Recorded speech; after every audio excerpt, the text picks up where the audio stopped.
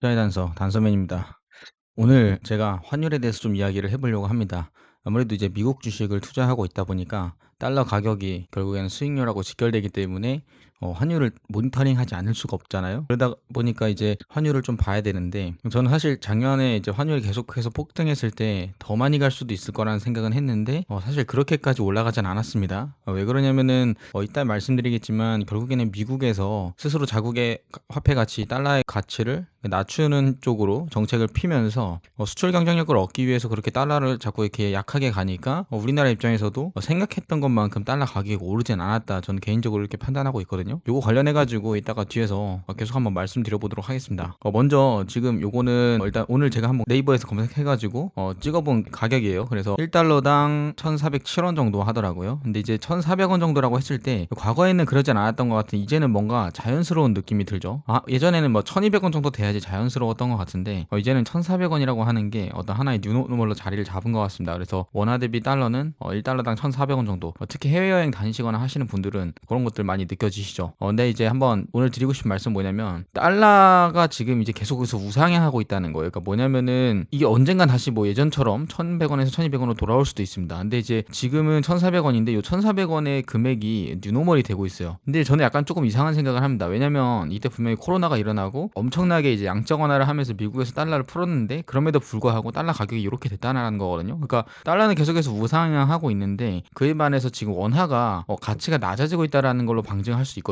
그래서 이거에 대한 좀 더 근거를 말씀드려 볼게요. 달러 인덱스라고 하는 게 있습니다. 이 달러 인덱스라고 하는 건 뭐냐면은 결국엔 달러의 어떤 절대적인 가치라고 보면 되는데 과거에는 달러 인덱스가 한 110일 정도 수준이었을 때 1,400원이었어요. 근데 지금은 97 정도 왔다 갔다 하고 있더라고요. 제가 검색해 보니까. 근데 달러 인덱스가 97이면은 이 110일 대비해서 약 15% 정도는 이제 더 줄어든 상황인데, 그러면은 과거에 1,400원이었던 달러의 가격이 약 15% 정도 줄어든 가격으로 맞춰져야 되거든요. 근데 이제 그렇지 않고 1,400원이라는 게 유지되고 있다라는 거는 달러 인덱스가 내려가고 있지만 환율은 그대로다. 즉 달러는 약해졌는데 1,400원이 그대로라는 말은 이 이전의 인덱스 값을 기준으로 계산을 해보면은 더욱더 달러의 값은 올라갔다는 거죠. 즉 원화의 가치는 매우 내려갔다라는 걸로 우리가 해석을 할 수가 있어요. 그러니까 원화는 점점 싸지고 있고 달러는 점점 가격이 오르고 있다. 근데 이게 보이는 이 숫자만 우리가 볼 것이 아니라 실제 달러 인덱스에 대한 것까지 같이 보게 되면은 그렇게 이제 움직이고 있다라는 거죠. 달러 인덱스가 뭔지 이제 뒤에 잠깐 먼저 좀 말씀드려 볼게요. 달러 인덱스라는 게 미국의 달러가 이제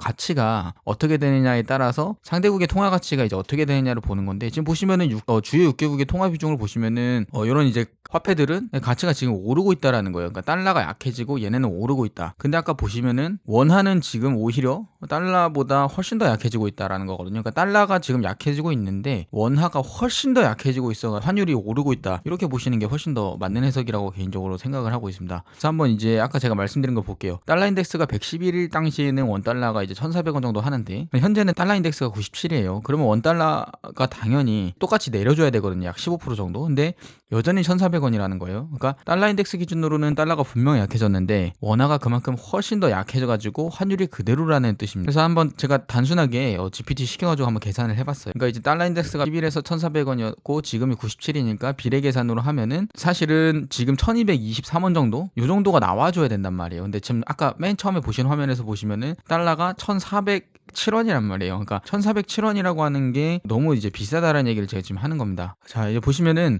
다른 통화들하고 이제 원화가 비슷하게 움직였다라고 해볼게요. 그러면은 원달러 환율은 지금 1,220원이 돼야 되는데 실제 환율은 여전히 1,400원이죠. 원화가 추가로 15% 정도 더 약해졌다라는 뜻이에요. 이 얘기를 제가 지금 왜 하냐면은 미장에 투자하시는 분들은 뭐 달러로 투자를 하고 계시니까 상관없겠지만 국장에 투자하시는 분들은 지금 너무 코스피가 오르니까 좋다 하시단 말이에요. 근데 과연 그게 좋은 걸까라는 거에 대해서 한번 생각을 해보자라는 거죠. 이게 지금 달러 인덱스입니다. 특히 25년 트럼프 정권이 있고 나서부터는 계속해서 달러 인덱스는 하락했어요. 왜냐면 트럼프가 약달러를 주장했기 때문에 당연히 내려갈 수밖에 없습니다. 왜냐면 트럼프가 뭐 미국의 대통령이기도 하지만 전 세계의 어떤 금융을 쥐고 있는 기축통화국의 수장이기 때문에 결국에는 트럼프가 약달러를 주장하면서 약달러 정책을 펴게 되면은 달러 인덱스는 내려갈 수밖에 없어요. 근데 달러 인덱스는 분명 25년에 계속해서 하락했는데 원안에 어떻게 되냐 이런 거죠. 이게 똑같은 얘기입니다. 그래서 쉽게 요약을 해보면 원달러 환율이 중요한 게 아니라 세계 주요 통화국들과 비교를 했을 때 우리나라의 원화가 상당히 가치가 떨어졌다, 이렇게 보는 게 맞다라는 해석을 제가 지금 드리고 있는 것입니다. 주식시장을 볼게요. 한국이 지금 코스피가 25년도에 4월달 반등해가지고서는 계속해서 오르고 있죠. 약 2,500에서 3,500까지 올랐으니까 엄청난 상승입니다. 그리고 3,500 이 수준에서는 전무한 기록이에요. 그러니까 가장 사상 최고치를 찍었다는 겁니다. 근데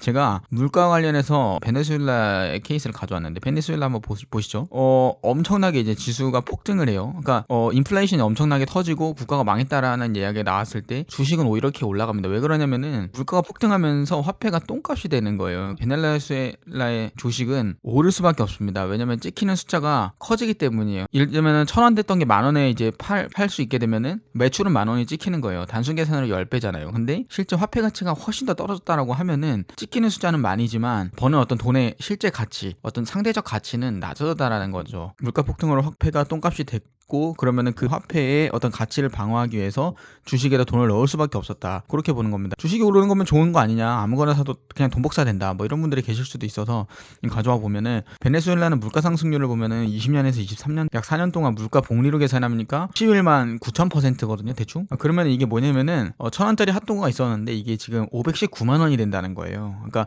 물가가 이렇게 오르니까 당연히 내 소득도 올라야만 합니다. 소득이 올라야지만 이 519만 원짜리 핫도그를 사 먹을 수 있는데 실제 그렇지는 않습니다. 그러다 보니까 실제 주식을 열심히 샀어요. 물가가 막 오르니까 화폐 가치가 떨어지는구나, 그러면은 위험 자산으로 내가 이거를 가지고 있어야겠다 해서 주식을 샀는데 주식이 폭등했죠. 근데 실제 수익률은 마이너스 90%입니다. 상대적인 화폐 가치를 계산을 했을 때 화폐 가치가 하락했기 때문이죠. 재산을 지키기 위해서 돈이 생기는 대로 사람들이 주식시장에 돈을 집어넣었는데 주식시장이 폭등을 일어났습니다. 근데 하지만 베네수엘라의 화폐 단위인 볼리바르로 표기되는 화폐 가치가 하락하면 당연히 주가는 상승할 수밖에 없습니다. 그래서 이게 지금 코스피에도 비슷한 일이 일어났다라는 생각을 제가 이제 하는 거거든요. 코스피 지수 한번 볼게요. 2025년에 계속해서 오르기만 했죠. 근데 지금 이제 오르기만 하는데 실제 이 오르는 폭을 보면은 100%도 안 되거든요. 근데 이제 지금 뭐 20% 30%나 먹고 있다, 또는 뭐 50% 난 100%도 먹고 있다, 또는 뭐 2배 3배 뭐 이렇게 먹고 있다고 하시는 분들도 있을 수가 있어요. 근데 코스피는 사실 최근에 이제 평균적으로 2% 오를 때 금은 약 1200%가 올랐거든요. 그러니까 이제 올랐다고 해서 무조건 좋은 게 아닙니다. 상대적인 가치가 진짜로 올랐는지 이런 것들을 이제 확인을 해야 된다라는 말씀을 드리는 거고요. 기업들은 이게 지금 보면은 주체별로 어떻게 지금 이제 대응을 하고 있는지를 제가 한번 가져왔는데, 기업들은 눈치를 채고 있습니다. 21년, 22년, 23년, 24년 계속 가면서 이렇게 이제 수치들이 나와 있는데, 25년 같은 경우에 이제 보시면은 이미 달러를 이제 끌어모으고 있어요. 또 외화 중에서 달러하고 엔화를 특히나 모으고 있습니다. 엔화도 지금 가치가 많이 상승을 하죠. 눈치를 채고 원화를 탈출을 하는 겁니다. 그러니까 원화를 엔화나 달러로 바꿔서 가치를 보존하기 위한 어떤 노력들이 있는 거고, 반면에 개인들은 이전의 수치들하고 거의 동일하죠. 그러니까 개인은 지금 아무것도 하지 않고 있다라는 이야기예요. 뭐 여러 가지 이유가 있을 수가 있겠지만 사실은 개인은 뭐 기업만큼 돈이 없을 수도 있겠죠. 하지만 투자를 진행하시는 여러분들 입장에서는 어쨌든 간에 가지고 계신 돈의 일부라도 어떤 화폐 가치의 하락을 방지하기 위한 그런 조치들을 해야 된다라고 저는 개인적으로 생각을 하고 있습니다. 그래서 이재명 대통령이 지금 현재 코스피가 5천 간다, 이런 이야기를 좀 했죠. 그래서 코스피가 지금 실제로 막 가고 있어요. 그러다 보니까 실제로 대통령이 이야기한 대로 코스피가 올라가고 있고 내 돈이 올라가고 있고 돈 복사가 되고 있구나 라고 생각하실 수도 있는데, 원화 가치가 지금 너무 떨어지고 있다라는 거예요. 원화 가치를 근데 이제 떨어뜨리는 방법 중에 하나가 인플레이션이거든요. 그러니까 인플레이션이 계속 있고 원화 가치가 떨어지고 실질적으로 기업에서 찍히는 그 어떤 매출의 숫자라든지 이런 것들은 올라갈 수 있기 때문에 원화 가치를 계속해서 박살내는 게 결국에는 코스피를 올릴 수 있는 원동력이 될 수가 있다라는 거예요. 아까 베네수엘라의 케이스처럼 오른다고 무조건 좋아할 게 아니라 계속해서 대비를 하라는 말씀을 또 제가 드리는 거죠. 인터넷에 보니까 이런 기사도 나와요. 이자요? 9% 이자면 사실 엄청난 거잖아요. 근데 그 이상을 벌면 된다라는 말을 막 한다는 거예요. B2가 지금 계속해서 증가하고 있다라는 거예요. 개미들이 빚내서 폭풍 투자를 하고 있다. 이거는 뭐냐면은 화폐 가치의 어떤 방어를 위해서 정말 최선을 다하고 있다라는 겁니다. 그래서 원화를 땡겨다가 어떤 화폐 가치의 하락을 막기 위해서 주식을 계속 산다는 거예요. 근데 그러다 보니까 버블이 일어나고 있죠. 근데 과연 이게 정답일까요? 저는 이제 이런 질문을 우리가 한 번은 해야 된다. 제가 어떻게 보면 정답을 말씀드리는 건 아니고 제 생각을 말씀드리면서 이러한 것들을 한번 우리가 고민해보면 좋지 않을까라는 말씀을 드리는 건데, 지난 40년간의 코스피 지수는 28배가 올랐어요. 나스닥 같은 경우는 162배가 올랐거든요. 그러면은 나스닥 요만큼 올랐고 코스피가 이만큼 올랐으니까 앞으로 코스피가 나스닥을 따라가기 위해서 코스피가 나스닥에 뭐 5배씩 더 빨리 오를 거야, 이런 생각을 혹시 하시는 분이 계신가요? 그렇진 않겠죠. 지금 세계의 모든 경제가 미국을 중심으로 움직이고 있고 모든 빅테크 기업들과 AI의 어떤 여러 가지 그런 기술들 다 지금 미국 중심으로 움직이고 있기 때문에 나스닥이 더 오르면 더 올랐지 코스피가 훨씬 더 오를 거라는 생각은 하면 안 된다는 생각을 저는 개인적으로 하거든요. 그러니까 저도 이제 당연히 코스피가 더 갔으면 좋겠습니다. 하지만 현실은 그렇지 않다라는 거예요. 경제의 중심이 현재 지금 미국에 있고 기축통화를 지금 이제 가지고 있는 미국이 결국에는 많은 주요 산업들을 가지고서 핸들링하면서 상승력을 가지고 있다, 그런 힘을 가지고 있다라고 판단을 하는 거죠.